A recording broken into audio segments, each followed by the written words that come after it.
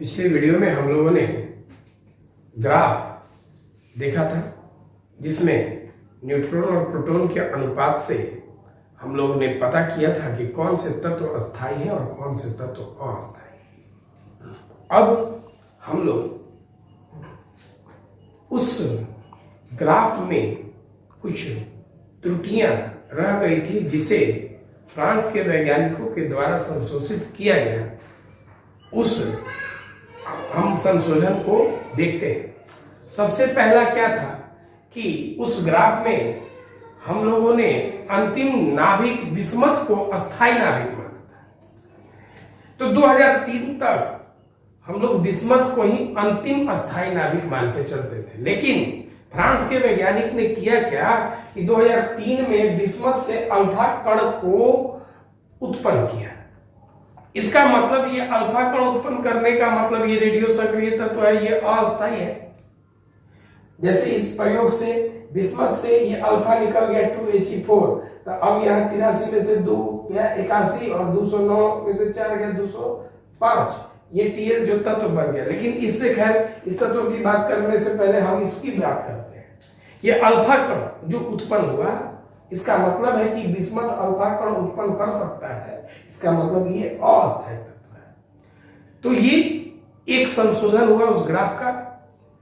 तो अब इसके बाद ये समझेंगे कि ये अस्थायी है, तो अब बिस्मथ 83 के पहले जो लीड है 82, इसको अब हम अंतिम अस्थायी नाभिक मान के चलते हैं। तो अब जो आपको पीछे के ग्राफ में सारा कॉन्सेप्ट वही तरह का है, लेकिन ये जो है अस्थायी जो 83 तक था वो 82 में, अब वो अंतिम अस्थायी नाभिक वो 82 है। अब इसके बाद ये आपको बताया गया था उसमें कि 1 से 1.6 तक, लेकिन यहां बताया गया कि 1 से 1.5 तक अस्थायी नाभिक के लिए न्यूट्रॉन और प्रोटॉन का अनुपात होना चाहिए। 20 के लिए उसी तरह का न्यूट्रॉन प्रोटॉन का अनुपात 1 होता है, या लगभग 1 होना चाहिए अस्थायी नाभिक के लिए। तो न्यूट्रॉन प्रोटॉन के लिए माने न्यूट्रॉन प्रोटॉन का अनुपात 1 हो, माने न्यूट्रॉन प्रोटॉन बराबर हो। तो ये देखिए 10 में 10 और 20 में 20, ये 20 तक के लिए यहां पर न्यूट्रॉन प्रोटॉन के अनुपात बराबर है। तो ये जो है ये ग्राफ जो बताता है ये अस्थायी नाभिक का ये ग्राफ है, लेकिन ये 20 से अधिक के लिए 1 से 1.5 तक चला जाता है। तो ये 1 से बढ़ते बढ़ते ये 1.5 तक चला जाता है। बात समझिए थोड़ा ध्यान से, मतलब इस रेखा पर न्यूट्रॉन प्रोटॉन बराबर थे। अब यहां पर ये 20 से अधिक पर इधर अस्थायी नहीं है, 20 से अधिक पर ये वाले अस्थायी शिखर है। अब यहां पर जो ये नाभिक है, जो परमाणु है, उसके न्यूट्रॉन प्रोटॉन की संख्या ये अस्थायित्व की बताती है। इससे ऊपर वाले अस्थायी है, इससे नीचे वाले भी अस्थायी है, इससे ऊपर वाले में न्यूट्रॉन की संख्या अधिक है। तो न्यूट्रॉन प्रोटॉन का अनुपात अधिक होगा। तो अब इसको करना क्या होगा कि ये न्यूट्रॉन प्रोटॉन के अनुपात को कम करके यहां पर पहुंचेगा, कम करेगा। मान लीजिए कोई तत्व है, ये कम किया तो यहां आया, फिर कम किया तो यहां आ गया, जब ये यहां गया अस्थायी हो गया। तो जब तक यहां है अस्थायी है, और अस्थायी है तो ये रेडियो सक्रिय तत्व है और ये रेडियो सक्रियता उत्पन्न करेगा। उसी तरह इस तत्व में प्रोटॉन की मात्रा अधिक है, तो यहां पर ये प्रोटॉन उत्सर्जित करेगा, माने अल्फा धनावेश उत्सर्जित करेगा, माने अल्फा कण उत्सर्जित करेगा। अल्फा उत्सर्जन करके ये न्यूट्रॉन और प्रोटॉन के अनुपात को ये बढ़ाएगा। इस न्यूट्रॉन प्रोटॉन का अनुपात नीचे वाले में कम है, तो ये अल्फा माने उत्पन्न करके न्यूट्रॉन प्रोटॉन के अनुपात को बढ़ा के धीरे धीरे ऊपर चला जाएगा। जब इस लाइन पे आ जाएगा वो अस्थायी हो जाएगा, रेडियो सक्रियता उसका खत्म हो जाएगा। तो ये कैसे होगा? तो ये बीटा का उत्सर्जन करके करेगा और ये अल्फा का उत्सर्जन करके करेगा। ये हुई बात। तो जैसे आपको इस ग्राफ में क्या संशोधन हुआ? सबसे पहला संशोधन ये हुआ कि जो आप 83 को अंतिम अस्थायी मानते थे वो 82 अब अंतिम अस्थायी है। इसके बाद सभी नाभिक जो है अस्थायी हो गए। ये जो है अस्थायी शिखर है, इसके जो तत्व है सब अस्थायी है, लेकिन इसके ऊपर और नीचे के जो तत्व है वो अस्थायी है। इसमें न्यूट्रॉन और प्रोटॉन के अनुपात को कम करके यहाँ आना होगा, वो बीटा के उत्सर्जन से होगा। इसमें न्यूट्रॉन प्रोटॉन के अनुपात को बढ़ा के यहाँ पर जाएंगे आप, तो ये अल्फा के उत्सर्जन से होगा। ध्यान से समझेंगे। अस्थायी नाभिक के लिए यहाँ पे दिया कि 1 से 1.5 के बीच होना चाहिए। 20 से कम के लिए आप जानते हैं कि न्यूट्रॉन प्रोटॉन का अनुपात 1, या लगभग 1 होना चाहिए, 20 से अधिक के लिए वही 1 से बढ़ के 0.5 तक जाना चाहिए। अब हम लोग इसके बाद अगला टॉपिक अल्फा के क्षय को देखेंगे। अल्फा क्षय के लिए अब हमें अल्फा के गुण को सबसे पहले जानना होगा। तो अल्फा का गुण में पहला आप जान लीजिए कि अल्फा का आवेश हीलियम नाभिक के आवेश के बराबर होता है।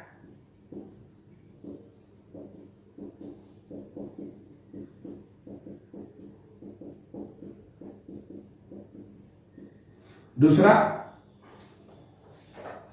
अल्फा का द्रव्यमान हीलियम नाभिक के द्रव्यमान के बराबर होता है।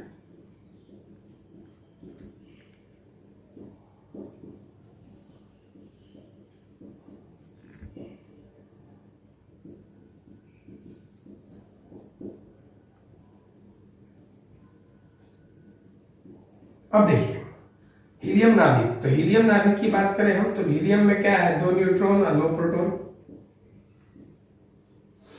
तो जब ये 2 न्यूट्रॉन और 2 प्रोटॉन आपको दिखाई दे रहे हैं तो आवेश प्रोटॉन से बनता है और द्रव्यमान इनके सभी चीजों से बनता है।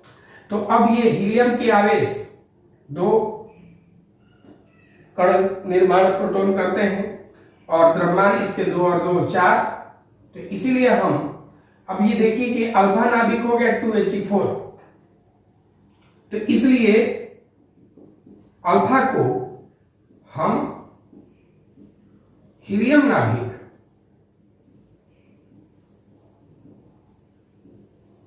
द्वारा सूचित करते हैं, माने 2He4 के द्वारा सूचित करते हैं। अल्फा को जब भी आप सूचित करेंगे 2He4 के द्वारा। अब इसके बाद इसका तीसरा गुण,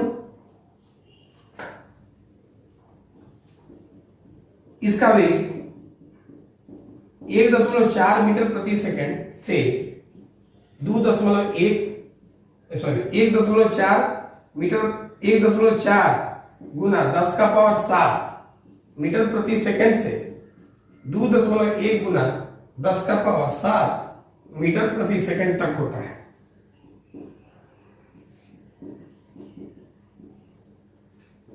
चौथा पॉइंट, इसका वेधन क्षमता होता है, परंतु बीटा और गामा से कम होता है।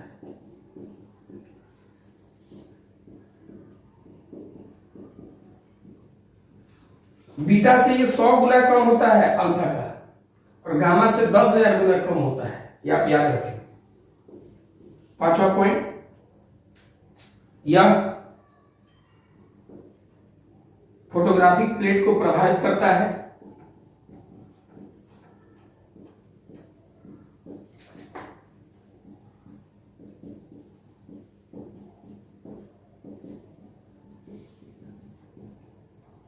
छठा पॉइंट, यह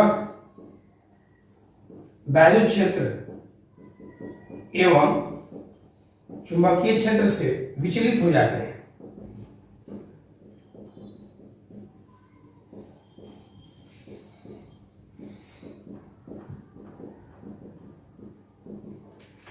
विचलित हो जाते हैं, वैद्युत क्षेत्र एवं चुंबकीय क्षेत्र से विचलित हो जाते हैं। सातवां, यदि यह मानव त्वचा पर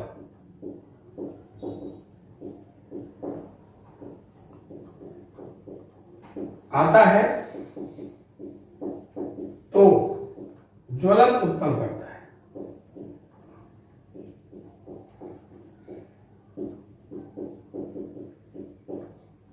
आठवां, जो सबसे इंपॉर्टेंट पॉइंट समझने के लिए है, अगर मान लिया कि कोई परमाणु संख्या है, इस परमाणु है जिसका परमाणु संख्या Z है, द्रव्यमान संख्या A है, तो ये अगर अल्फा उत्पन्न करता है, अल्फा माने 2He4, तो पहले इस परमाणु का परमाणु संख्या Z था, तो अब ये Z में से तो 2 घट गया, तो नया जो बनेगा वो Z में से 2 घट के आवेश बनाएगा। द्रव्यमान जो A था वो 4 कम कर देगा, A में से 4 घट के नया परमाणु Y तैयार होगा। जैसे एक उदाहरण ले लिया जाए, मान लीजिए कि यूरेनियम जो है 92 है 238, ये अगर अल्फा उत्पन्न करता है, मान 2He4 उत्पन्न करता है, तो अभी जो है 92 में से 2 चला गया तो ये 90, और 238 में से 4 गया तो 234। ये नया जो तत्व बनेगा Y, तो इस Y के जगह पे हम क्या लिखेंगे, TH, जिसका परमाणु संख्या 90 होता है। तो इसमें आपको दिखाई दिया कि अल्फा कण के ये गुण है। अब अल्फा कण के गुण के बाद हम लोग अल्फा कण का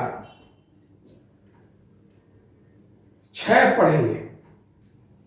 अब इस अल्फा क्षय में हम लोग जो अभिक्रिया होता है उसको पहले लिखते हैं। जैसे मान लीजिए X है, इसका परमाणु संख्या Z, द्रव्यमान संख्या A, अभी अल्फा उत्पन्न करेगा, तो ये 2He4 उत्पन्न करा, ये अल्फा हो गया ये।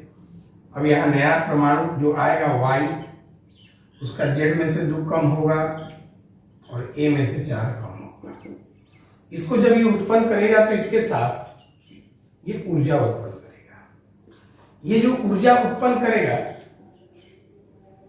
तो ये ऊर्जा कैसे उत्पन्न किया, कहां से ये ऊर्जा आया, तो इसके बारे में हमने आपको बताया था एक दिन, द्रव्यमान क्षति का बात है। तो इस अभिक्रिया में कहीं ना कहीं द्रव्यमान का क्षति होता है, इस अभिक्रिया में कहीं ना कहीं द्रव्यमान कम हो जाता है, और वही जो द्रव्यमान कम हुआ है वही इस ऊर्जा का निर्माण करेगा। तो यह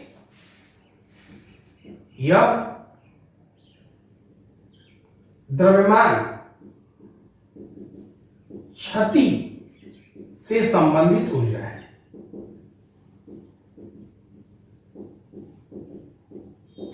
तो अब मान लीजिए कि इसका द्रव्यमान है, मान लो बाबू mx, इसका द्रव्यमान मान लीजिए my, और अल्फा का द्रव्यमान m अल्फा।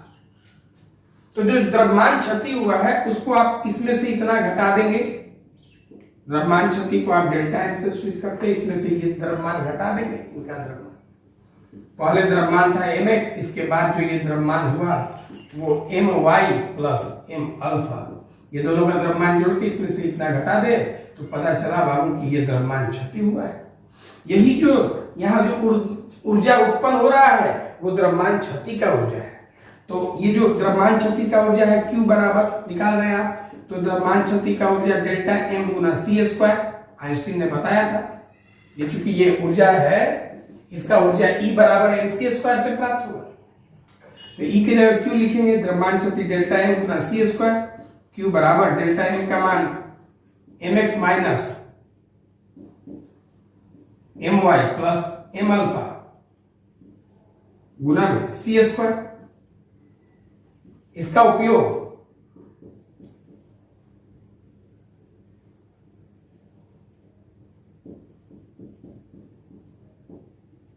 तब किया जाएगा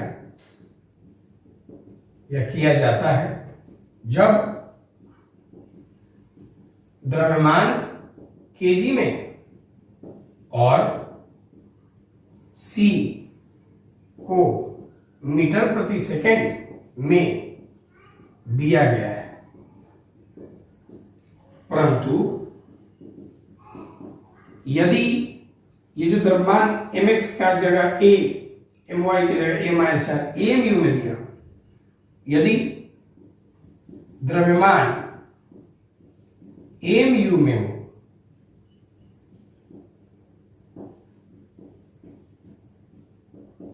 तब डायरेक्ट Q का मान निकलेगा कैसे, mx में से my प्लस m अल्फा, तो इसमें आप 931 से गुना कर लेंगे तो ये मेगा इलेक्ट्रॉन वोल्ट में ये आपको ऊर्जा दे देगा। जैसा कि इसमें क्या है कि आपको मालूम है कि अल्फा क्षय, तो अल्फा क्षय जब होता है तो ये x जो परमाणु आपको दिखाई दे रहा है, ये अल्फा दिया तो नया परमाणु y उत्पन्न हो गया, इनके साथ जो है ऊर्जा उत्पन्न होगा। तो ये ऊर्जा कहां से उत्पन्न होगा, तो इसके निर्माण के समय कहीं ना कहीं द्रव्यमान कम हो जाता है, और ये द्रव्यमान जो कम हुआ है वही ऊर्जा के रूप में उत्पन्न होता है, आपको ये मालूम है, और इसे हम द्रव्यमान क्षति का ऊर्जा कहते हैं। तो इसके ऊर्जा को आपको आइंस्टीन ने बताया था कि E बराबर mc स्क्वायर से प्राप्त किया जाता है। तो इस E के जगह आप तो Q लिखेंगे आप, द्रव्यमान क्षति कितना हुआ, तो आप इसमें से इतना घटा दे, यही द्रव्यमान कम हो गया, यही ऊर्जा बनेगा, तो वो द्रव्यमान क्षति का ये मान हो गया c²। इसका उपयोग तब किया जाएगा जब द्रव्यमान को केजी में दिया होगा। लेकिन अब ये अगर एमयू में दिया होगा तो डायरेक्ट द्रव्यमान क्षति में आप 931 से गुना कर दें, 931 मेगा इलेक्ट्रॉन वोल्ट हो जाएगा, ये आपको ऊर्जा मिल गया। अभी हम लोग अल्फा 6 में संवेग संरक्षण का नियम दूसरा पॉइंट पढ़ने जा रहे हैं। अब जैसे मान लिया जाए, यहां संवेग संरक्षण के नियम का पालन होता है, ध्यान दीजिएगा। मान लीजिए कि एक परमाणु जिसका परमाणु संख्या Z और द्रव्यमान संख्या A एक नाभिक का है, और ये करता क्या है कि एक अल्फा कण उत्सर्जित करता है, जो ये परमाणु है। अब ये अल्फा कण उत्सर्जित करता है, मान लीजिए कि ये हुआ अल्फा, और ये इसके साथ एक परमाणु दिया हुआ है, इससे ये छोटा होगा, अल्फा तो खैर बहुत कम द्रव्यमान का होता है, इसकी तुलना में इसका द्रव्यमान कम होता है। अब ये जो यहां संवेग संरक्षण की हम बात कर रहे हैं, आपको ये बात मालूम है, फर्स्ट ईयर में हमने बताया था कि यदि किसी प्रक्रिया में बाह्य बल न लगे तो उसका कुल संवेग संरक्षित होता है, माने जितना टोटल संवेग बाद में होगा उतना ही पहले होगा, संरक्षित है यहां पे। अब ये प्रारंभ में, ये तो आपको मालूम है कि प्रारंभ में ये स्थिर अवस्था में है, इसका वेग स्थिर है, इसका वेग क्या है, स्थिर है, इसका वेग 0 है, प्रारंभिक वेग इसका क्या है, 0 है। अब जैसे मान लिया जाए कि ये जो x था, अगर ये अल्फा दे दिया, तो अल्फा जब ये दे दिया तो इसका मतलब ये x खत्म होकर अब y में बदल गया।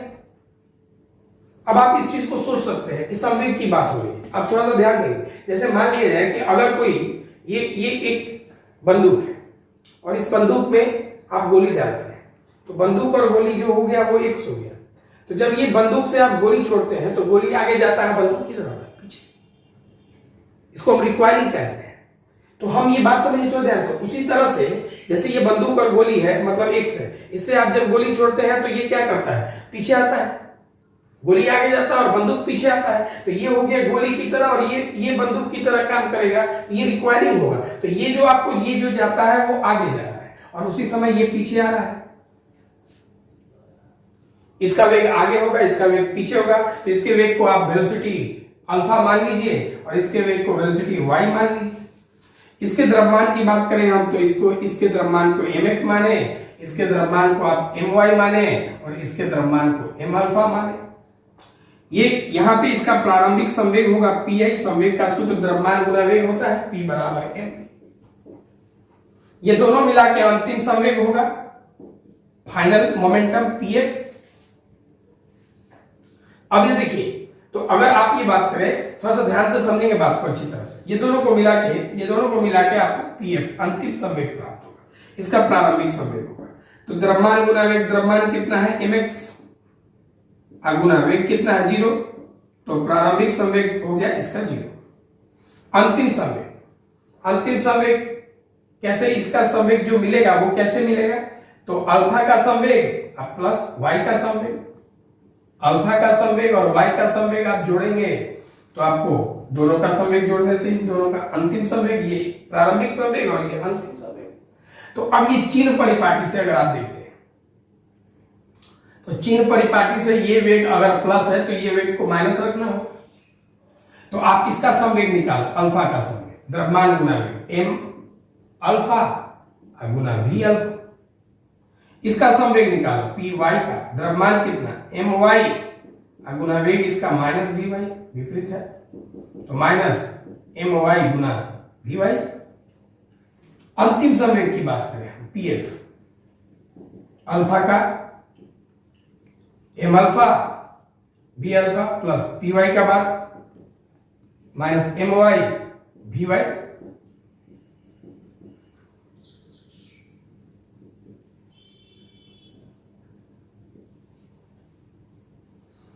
ये आपका अंतिम संवेग हो गया।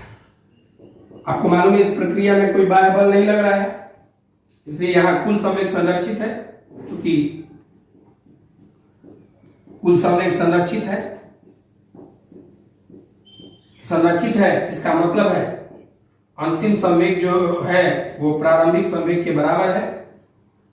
M alpha b alpha minus m y v y बराबर प्रारंभिक संवेग 0।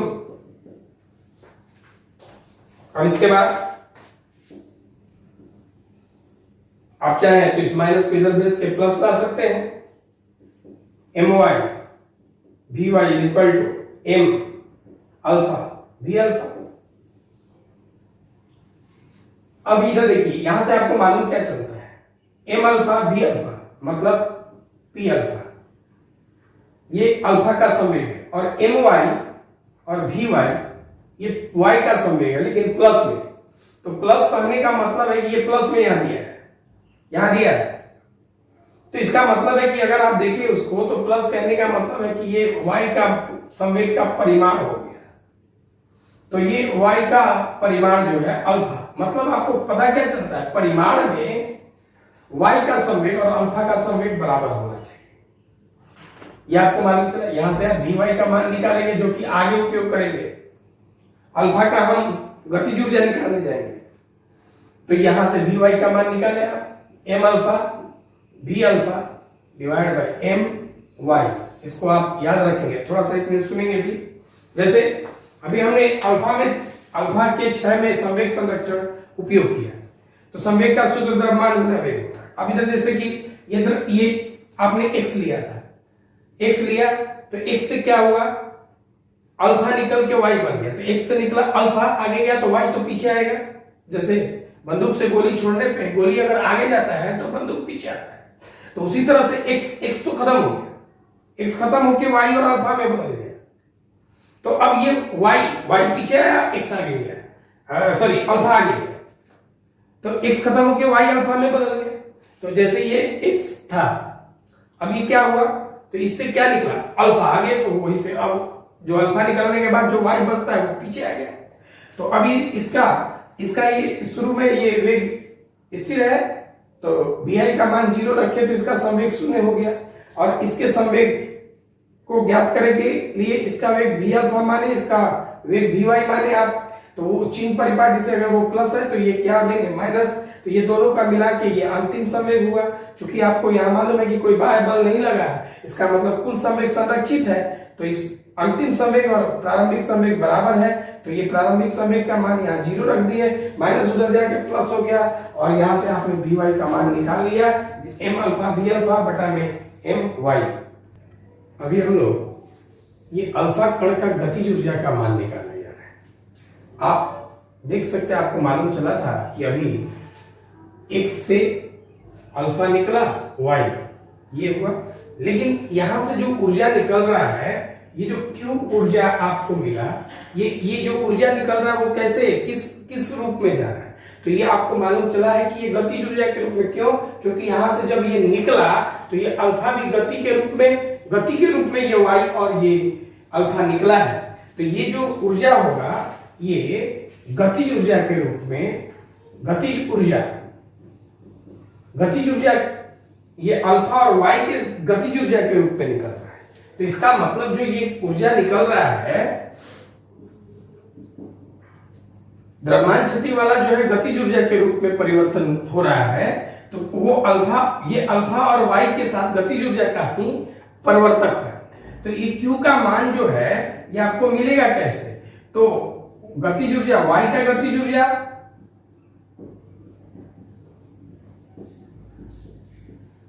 प्लस अल्फा का गतिज ऊर्जा, इन दोनों को जोड़ने से आपको y का मान मिलेगा। एक चीज और थोड़ा सा ध्यान देंगे आप, जैसे ये गतिज ऊर्जा हुआ, अब ये आपको गतिज ऊर्जा का सूत्र आपको मालूम है कि वो 12 mv² होता है।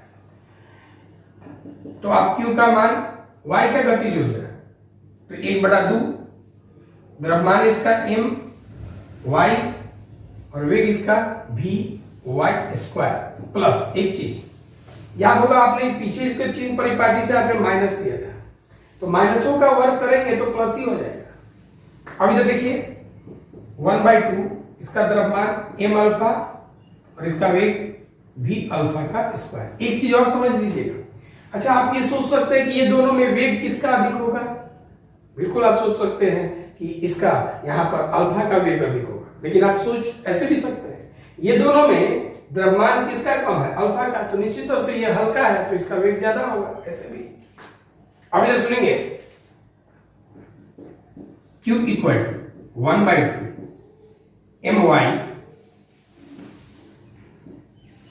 my vy का मान आपने पीछे निकाला था, m alpha v alpha divide by m y, square है तो इसका square 1/2 m alpha v alpha का square. Q equal to 1/2 m y into वो दोनों का स्क्वायर है,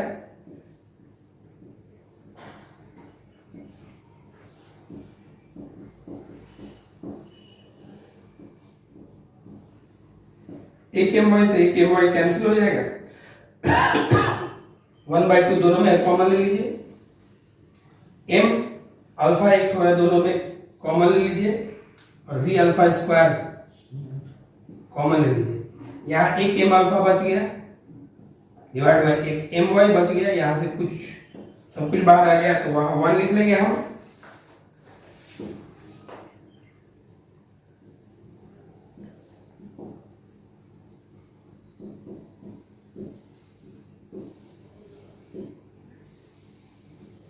एलसीएम ले लीजिए,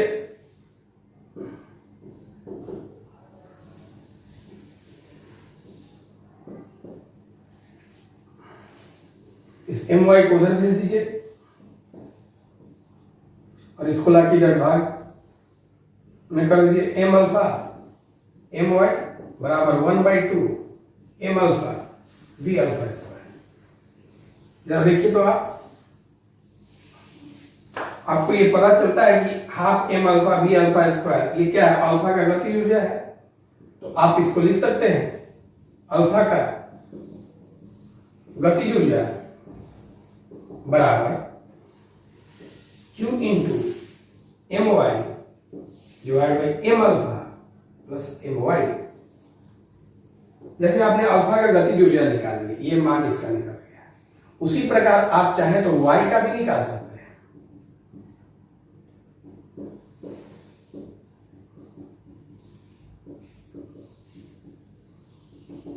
अब देखिए, जैसे अल्फा में यहां y का द्रव्यमान है, अल्फा में y का द्रव्यमान है, तो y का द्रव्यमान है तो उसी तरह y में उल्टा y में अल्फा का द्रव्यमान होगा।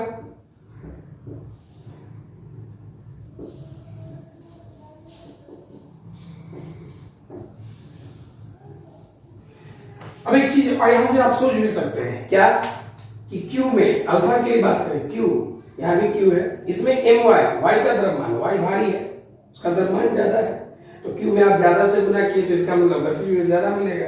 यहाँ Q में अल्फा का द्रव्यमान, अल्फा छोटा है द्रव्यमान कम है, तो द्रव्यमान Q में यहाँ छोटा से गुना किए तो इसका मतलब आपको छोटा मान प्राप्त होगा और इसका मतलब गति जो है इसका क्या होगा? कम होगा। ध्यान से बातों को समझिए। और भी है थोड़ा सा इसमें समझने वाला बात कि आपको ये मालूम है कि इसके द्रव्यमान संख्या को आप ए लिखते हैं, ई इसका द्रव्यमान संख्या है, इसका द्रव्यमान संख्या आप a-4 लिखते हैं और इसके द्रव्यमान की जगह आप 4 लिखते हैं। तो अगर लेकिन जब द्रव्यमान एमयू में दिया हो, Q मेगा इलेक्ट्रॉन में वोल्ट में,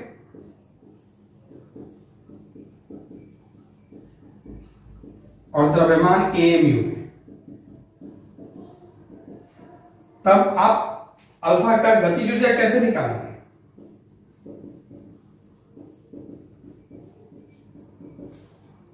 तो आप Q की जगह Q एमयू वाला लिखिएगा, एम वाई वाई का द्रव्यमान कितना है? a-4 divide by m alpha, alpha का द्रव्यमान 4 प्लस एम वाई a-4, ये 4 से 4 कट गया, Q गुना a-4 बटा में a, ये अल्फा का गति ऊर्जा है। बात समझिएगा। अल्फा का गतिज ऊर्जा है।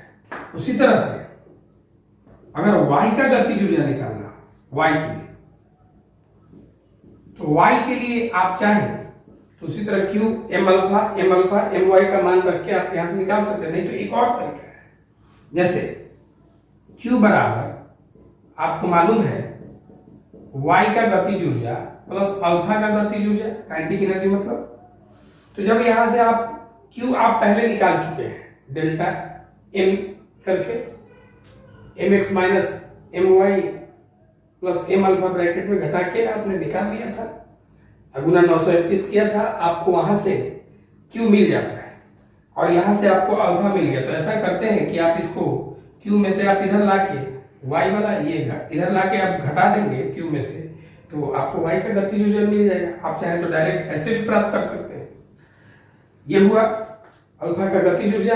अब हम लोग बीटा 6 के लिए बीटा का गुण और गामा का गुण देखेंगे। अभी हम लोग बीटा और गामा का गुण देखेंगे। तो बीटा का गुण पहले देखते हैं। बीटा कण का जो आवेश है -1.6 गुना 10 का पावर -19 गुना इलेक्ट्रॉन के आवेश के बराबर। बीटा का जो द्रव्यमान है वो 9.1 गुना 10 का पावर -31 kg के बराबर, माने ये भी इलेक्ट्रॉन के द्रव्यमान के बराबर है। और इसका वेग जो है प्रकाश के वेग से 33 से 99% तक होता है।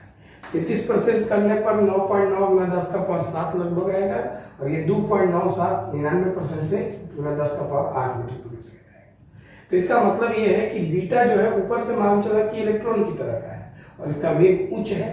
तो इसका मतलब है कि इसे हम तीव्र गति का इलेक्ट्रॉन कह सकते हैं। ये इलेक्ट्रॉन है इसलिए हम इसको इस तरह से सूचित करते हैं। अब मान लीजिए कि कोई अगर बीटा उत्पन्न करता है, मतलब ये इलेक्ट्रॉन उत्पन्न करता है। और अगर कोई परमाणु संख्या मान लीजिए x है, जेड के लिए, x के लिए जेड है और ये द्रव्यमान संख्या a है। तो अब अगर ये इलेक्ट्रॉन उत्पन्न करता है, इलेक्ट्रॉन मतलब बीटा, तो अब जो नया परमाणु बनता है, अब इसको देखिए ध्यान से। तो अब इस नए परमाणु के लिए a में से कितना घटेगा? 0।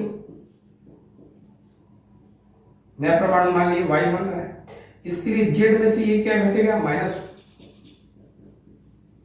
a में से 0 घटा तो ये a रह गया, ये माइनस माइनस क्या हो जाएगा? प्लस, ये z+1। तो इसका मतलब ये है कि नया जो परमाणु बन रहा है उसका परमाणु संख्या माने आवेश संख्या 1 बढ़ जाएगा और द्रव्यमान संख्या में कोई परिवर्तन नहीं होगा।